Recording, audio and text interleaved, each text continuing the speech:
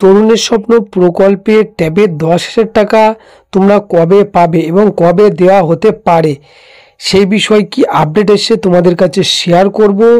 এবং তাছাড়াও মাদ্রাসা ও vocational course নিয়ে তোমরা যে সকল স্টুডেন্ট পড়ছো তোমরা এখনো পর্যন্ত টাকা পাওনি, তোমরা অনেকেই কমেন্ট করছিলে যে দাদা মাদ্রাসা ও ভোকেশনাল কোর্স নিয়ে কি আপডেট এসছে।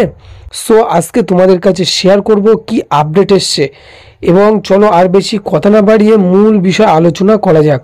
যে সকল ছাত্রছাত্রীরা এবছরে মাধ্যমিক দেবে অর্থাৎ দ্বাদশ শ্রেণীতে পড়াশুনো করছো এবং যে সকল ছাত্রছাত্রীরা একাদশ শ্রেণীতে ভর্তি হয়েছে তাদের এবার একই সঙ্গে ট্যাব বা স্মার্টফোন কেনার জন্য 10,000 টাকা দেওয়া হবে।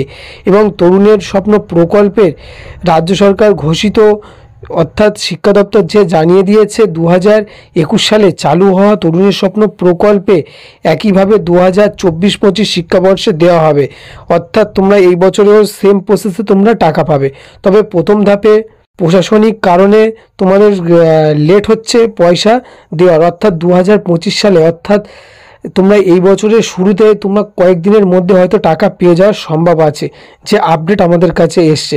যেহেতু একাদশ ও দ্বাদশ শ্রেণী পড়ুয়াদের একই সঙ্গে তরুণের স্বপ্ন প্রকল্পের টাকা ওয়েস্ট বেঙ্গল তরুণের স্বপ্ন ট্যাব স্কিম দেওয়া হবে, তবে তাই এবারে বাজেট বিগত বছরের তুলনায় বৃদ্ধি করা হয়েছে। এবং তাছাড়াও তোমাদেরকে আরেকটা কথা বলে রাখি, তবে বর্তমানে রাজ্যের বিভিন্ন জেলায় নানান রকম প্রবলেমের জন্য তোমাদের টাকাটা দিতে দেরি হচ্ছে। এবং তোমরা অনেকেই স্টুডেন্ট কমেন্ট করেছিলে, দেখতে পাচ্ছ একজন কমেন্ট করেছিল যে দাদা আমি টাকা কবে পাবো, এরকম অনেকেই কমেন্ট করছে। সো ইতিমধ্যে যে আমাদের কাছে আপডেট এসছে, তোমরা যে সকল স্টুডেন্ট এখনও পর্যন্ত টাকা পাওনি, তোমরা 23-24 সেশনে তোমরা এখনও পর্যন্ত টাকা পাওনি। সো তোমাদের বিষয়ে এখনও পর্যন্ত শিক্ষা দপ্তর কোনো রকম আপডেট দেয়নি।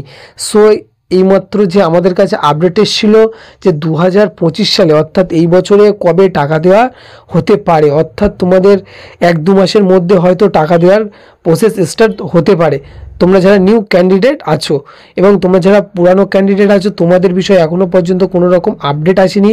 আপডেট আসলে অবশ্যই তোমরা এই চ্যানেলে আপডেট পেয়ে যাবে, লেটেস্ট আপডেট।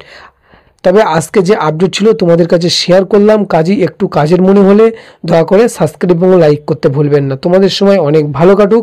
আজকে প্রতিবেদন এখানেই শেষ করছি।